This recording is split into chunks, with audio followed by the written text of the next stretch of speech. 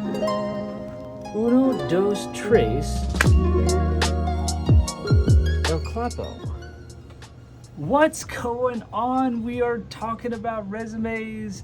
I get excited about this stuff. I need to be able to continue to do as much of this kind of stuff as humanly possible. Here's my resume, and we're going to talk about how you can write yours, but also a purpose statement, because I think that is super important, that you have a clear understanding of what your purpose statement might be. That is not your purpose for life, for eternity. I'm talking about one for work that can help describe who you are and what you do right now. If you are ready, say yeah. Excellent. Let's fucking go. Sorry for the cursing. I'm still figuring all of this out, including how much I curse. I know we kind of discussed it in a previous video, but no tangents for now. How to write a resume, writing a purpose statement, and a solid resume at any level for any reason, why you should go through an interview process at least once a year, and why. So we're going to touch on a handful of things. I don't know that I've written that last part yet, but we can take breaks in this. What you're going to find in this: your purpose statement, resume 101 stuff, why metrics matter a lot in your resume, and how to keep yourself fresh and in circulation. All right, first, you are going to need a pen and a piece of paper during this, or maybe your keyboard, but just a heads up that you're going to need some materials. Not arts and crafts, anything, though I would love that. I'm just not really good at those things, but you're gonna need it to help write this sentence. What we're talking about is the simplest and most kind explanation of what you currently do at the highest level. Meaning, like, overarching, how do you say it in one simple sentence that is super kind about what you do and its impact on other people. So let's talk about some examples here. If you scoop ice cream, you can do this. What that might look like is you help customers have a delightful experience, making the best decision and to be excited about an indulgence. You might say, dude, that sounds like a pile of shit, but is that not right? Is that not true? Would you not be helping customers have a delightful experience in your lovely ice cream shop? If you chose to do so, and again, this is for the purpose of a resume and for the purpose of seeing vision and clearly communicating why you're bringing something positive to a table. Just bear with me through this. Help customers have a delightful experience by making the best decision and be excited about an indulgence. Say you're a finance associate. Create clarity and consistency in communication in order for stakeholders to make the best decisions for their department and people. If you're not in the finance space, that might make zero sense, but basically it's saying you help people understand what dollars are at their disposal, what's going on with their P&L or whatever they're managing, to try to help them make the best business decisions. Cool. All right, so we hit ice cream, we hit finance associate. Let's talk about a personal running trainer. I'm talking about my wife. She does that, and she's fucking dope at it. So anyway, she was the inspiration for this one. Help people achieve their goals and learn to love the process through a plan that is challenging but doable. You see a pattern here? Super high level, really kind, one sentence, really simple. Say you're a 25-year vet at Morgan Stanley. I've had basically all of these conversations too. This is all based off of experience or people that have approached me and being like, I don't know what the hell to do. This was a true story. Somebody approached me and I was like, dude, you've been at this one job forever and you're in a super high level role. Why are you asking me for help on your purpose and clarity in regards to like what you could do next? And this worked for this person. What they were doing was like something incredibly complicated relative to making sure that audits could happen in the right way using AI and all these things so that none of the financial data that they had would get compromised or there wasn't nefarious shit happening. So for that person, walking that person through it, it was build systems and processes, or processes. Build systems and processes that could help manage legal compliance across a multitude of needs that protects our clients and our business. One sentence, high level, super simple, really kind. So I'll give you some more examples in regards to how this has worked for me. I wasn't smart enough to know this back then. I was probably dumb enough though to try to take a swag at this along the lines.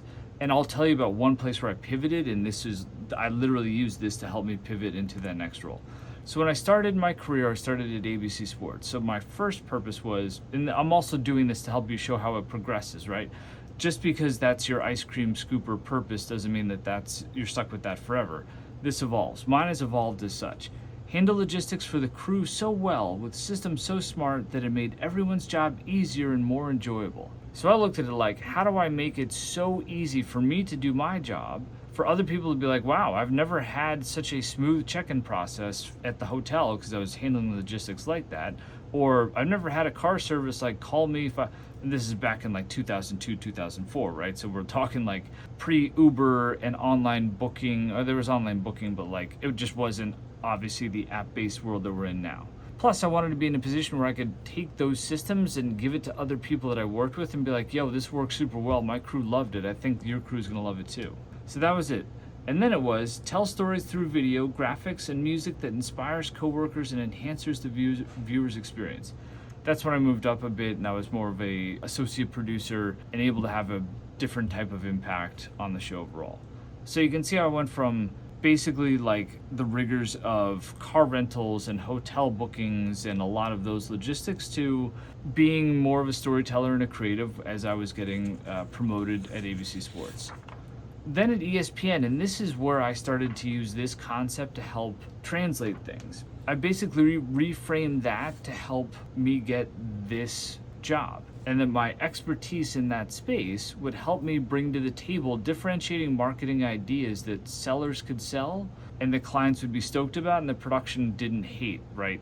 The sales elements in the middle of a game, and sales wants for it to be the craziest thing ever with product placement and all that kind of stuff. So I was like an in-house diplomat. So that purpose, when boiled down at the highest level, was develop and execute ideas that serve both brands and sports fans. It even evolved over the course of the last job that I had, which was started at Time Warner Cable, went to Charter Communications. At the highest level, and you'll hear me say this a million times in these videos, I ran a team that helped small businesses get TV quality commercials quickly and efficiently so that they could be their neighborhood's biggest brand, biggest star, etc.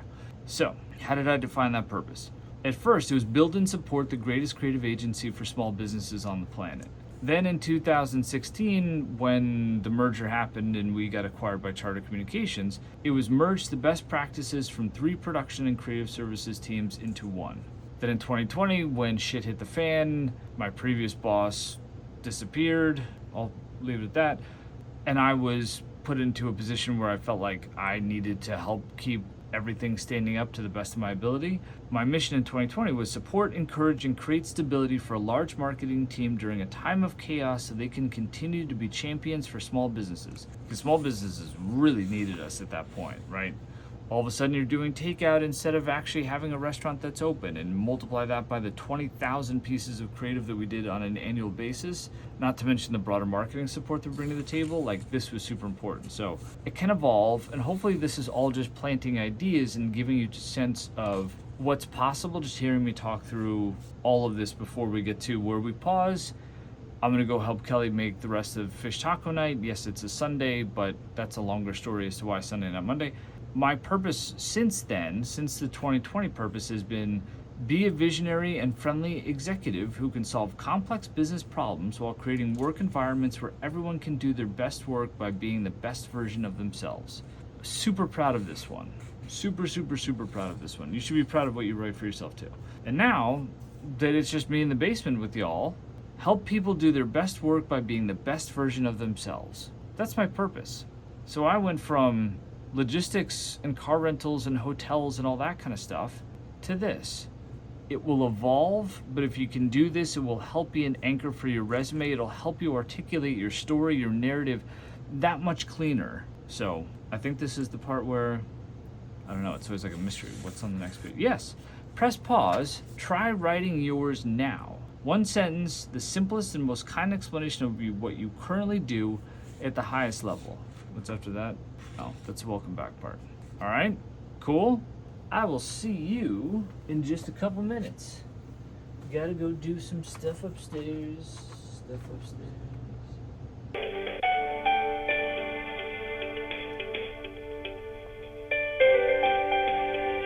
All right, I'm back. All right, you pressed pause, you did this, and now we're back.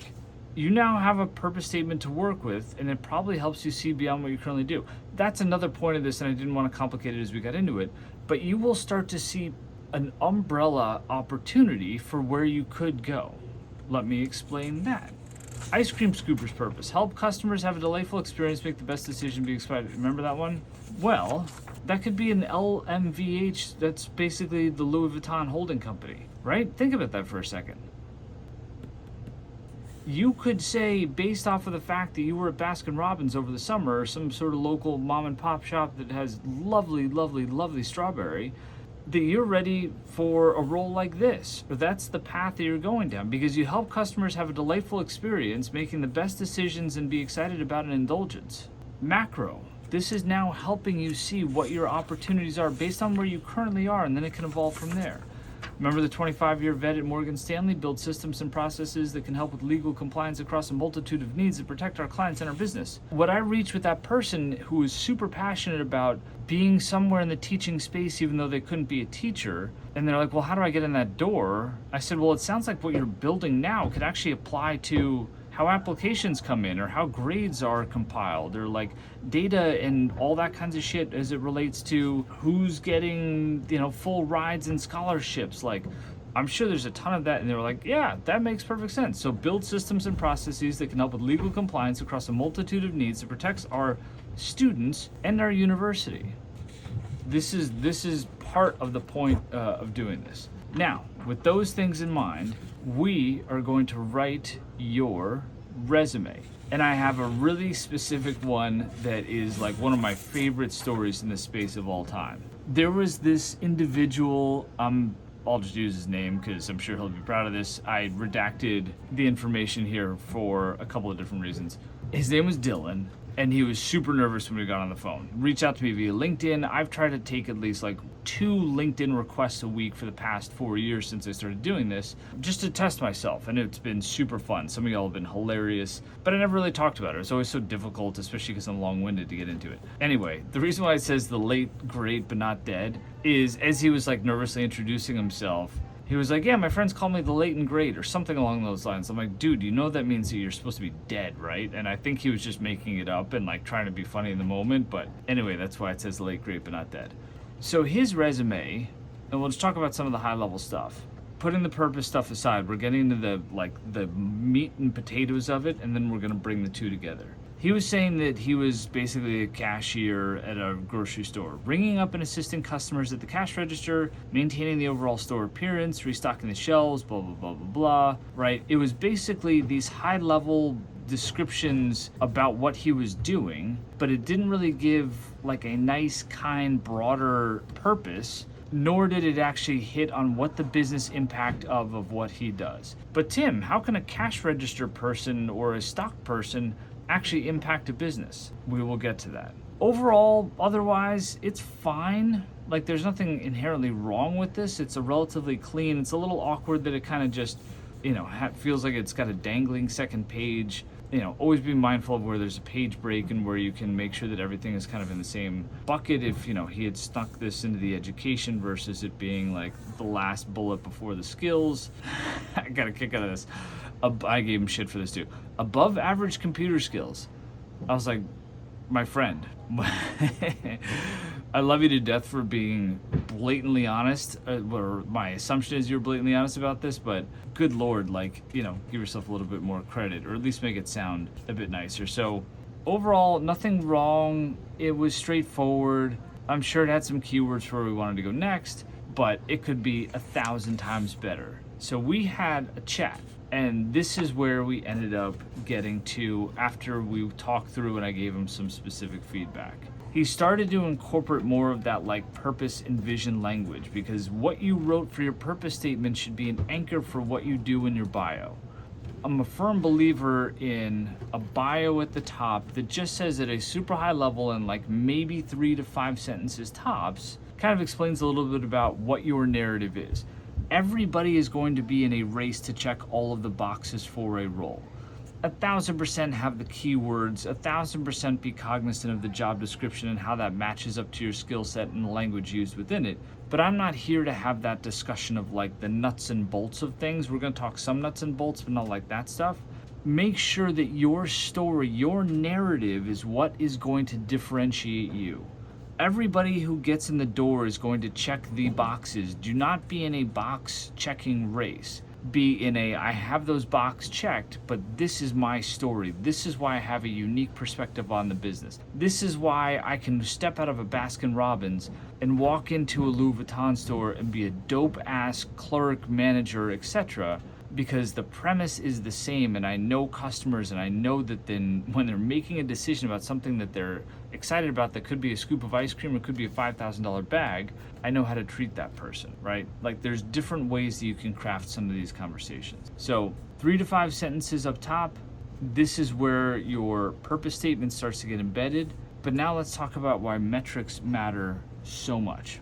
And then I'm also going to get into my resume in particular, which is now scattered on the floor somewhere. But I'll show you how it all ties together and how I've used mine in particular to help bring some of this stuff to life. Metrics, metrics, metrics. I can't say this one enough.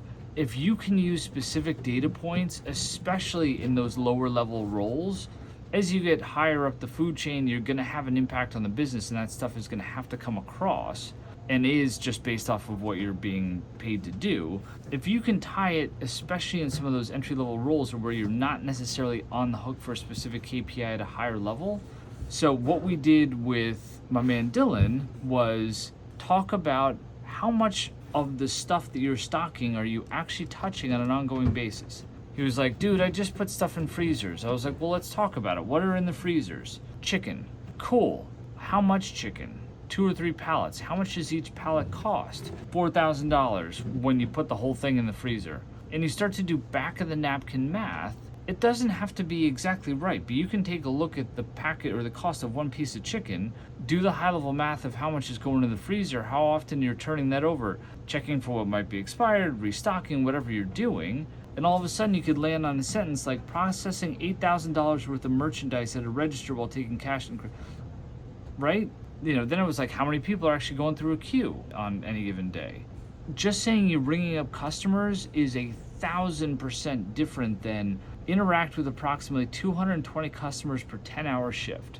Now it's also showing like, not only cool, this person was fast and efficient, but you're cognizant of how much, if they say, is that a real number? You're like, yeah, that's basically average. How'd you get to it?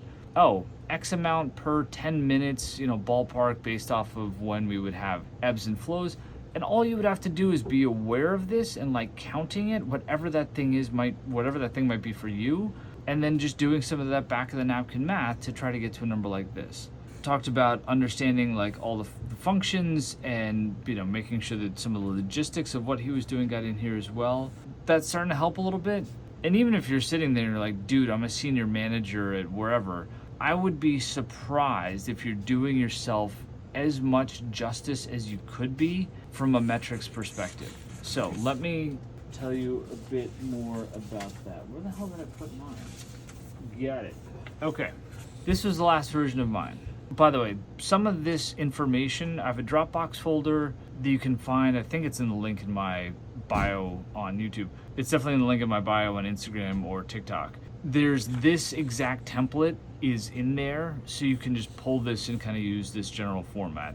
It's gotten checks across the board. There's 1,000 opinions out there about templates, etc. I use Helvetica. I use this simple template: bio, core competencies, what's my professional experience, education, interest, and etc. Super straightforward, but it works. And I get amazing DMs from people that are like, yo, I got that job. Yo, I got that promotion. Yo, I don't do a great job of promoting that, but anyway. All right, my bio, you can see where I built in what I said from a purpose perspective before. Starting with a little bit about just being, you know, respected as a creative executive and how I like to blend the art and science of all, you know what, I'll just read it to you. A highly respected creative executive blending the art and science of effective marketing at scale to advance dynamic business initiatives. A decade of executive level experience in building and nurturing large, geographically disparate, engaged and award-winning teams in a hybrid work environment. I did that to try to show, especially as like, you know, because I'm a firm believer that you should go on a interview process tour of some sorts at least once a year. That's part 3 to this that we'll get to next. And where was I?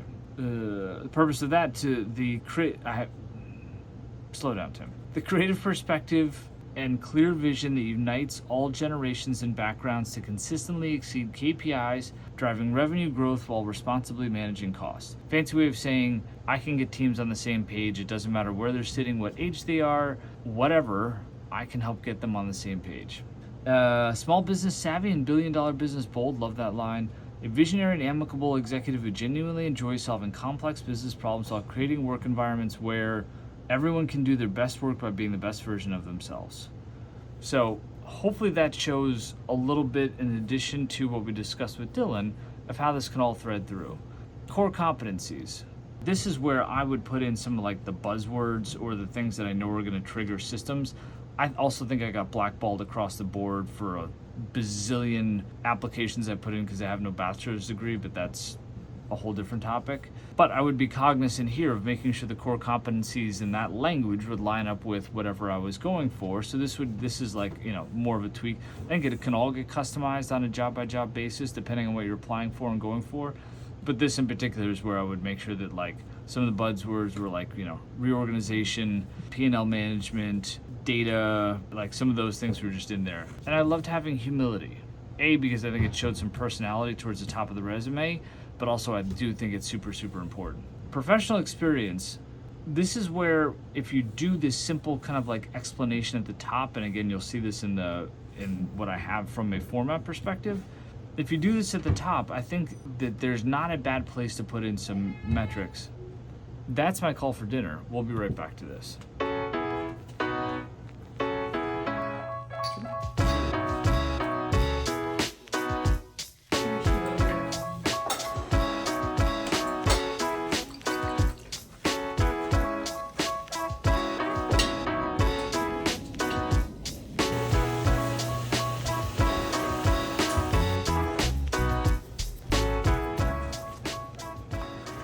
If I'm being 100% honest, which I usually am to a fault, I have no idea where the hell we left off, and I could have checked the tape. I should have checked the tape. Anyway, dinner was delicious. Fish tacos always hits the spot. What a gift to have that again. So, I think we went through the bio part. I think we talked about the structure. I think we talked about the little summary underneath each job so that there's a high level description as to what the hell the job responsibilities were, so that then you can use the bullets for the metrics. And metrics should be embedded into everything. I'm sure I said that like 15 times already.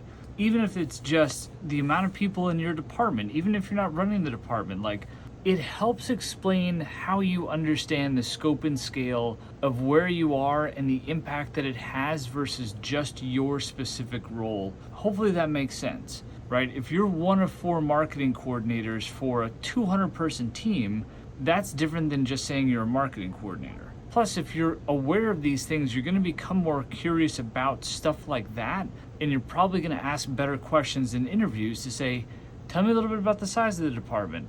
What type of impact does it have on revenue on an ongoing basis? Things along those lines. I was the worst math student ever. One of, in history, literally. I had a math teacher come to my desk once and say, even if you get a tutor, you're never gonna pass this class. And he said it in a super thick Scottish accent.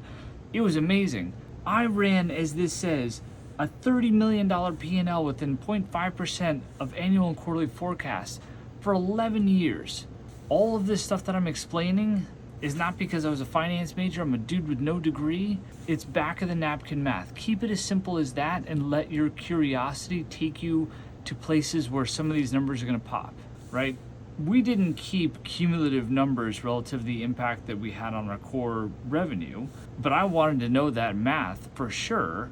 So I'm stoked to say during the time I was there, these commercials for small businesses help lead to $1.7 billion in media sales.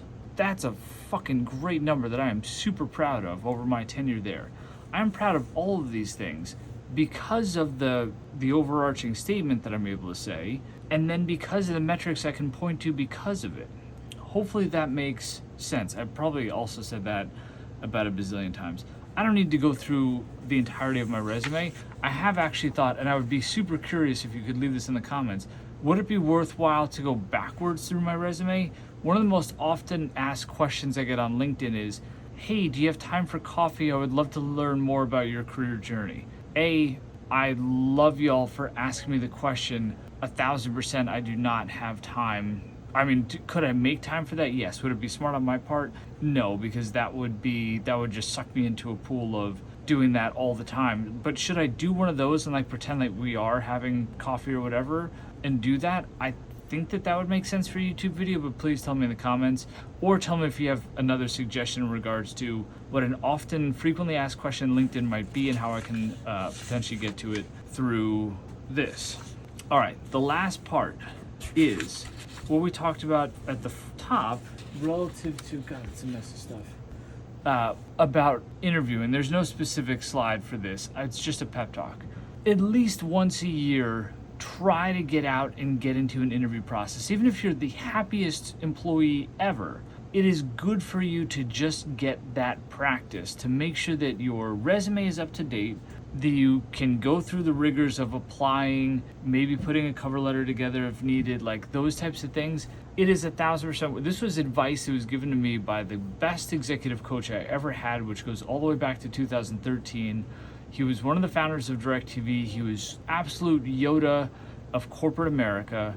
And he said, once a year, I want you to once a year. And I tried. I didn't make it. A lot of years it didn't end up happening, mostly because I just didn't get responses. People ask me all the time, when do I know it's time to leave? You know when it's time to leave when you have a decision in front of you that's like, here's what it would be to stay and here's what it would be to go. The decision to leave should always be on the table. And if you have a good boss, if you have a good space that you're in, you shouldn't be, I'm not saying do this all the time. Once a year, you should try to make it happen. It is 1,000% in your right to set LinkedIn alerts so that you know when job descriptions, titles, companies, etc. that you might be interested in are up for grabs. It is 1,000% in your right to have your head at least on a modest swivel to be aware of what else is out there. Don't do it on company, like all this stupid shit that could potentially come of, somebody that's then polishing the resume in the middle of a meeting. Like, don't do stuff like that. But it should be up to date. You should try to go through an interview process at least once a year to keep that skill set fresh and sharp. You never know what else is going to be out there. And then it's going to be less likely that you're in a position where like, I don't know whether I stay to go. Because you've been looking, because you might have had an interview or two over the past couple of years, you'll get a better sense as to, are you really happy where you are, or are some of these things more interesting? Don't let the macro decision bog you down relative to coming or going or staying, whatever. It's the micro decisions that will get there. Can I make the time to update my resume off hours? Yes or no? Cool. Can I take the time off hours to set up LinkedIn alerts so that I know what jobs are out there? Cool. I should or should not click apply for this job. Cool. Those are the micro decisions that could then potentially lead to a macro place, but you're not going to make a macro decision of like, you know what, I've been thinking about it, it's time to leave, but then you're starting from scratch and like, cool, I'm going to like, yet for the 10 millionth time, I hope that made sense. My name is Tim. This has probably been way too long of a single YouTube video, but good God, do I love talking to you in my basement. This is one of my favorite things ever. So let's get out of here and go have snack hour, y'all. Love you.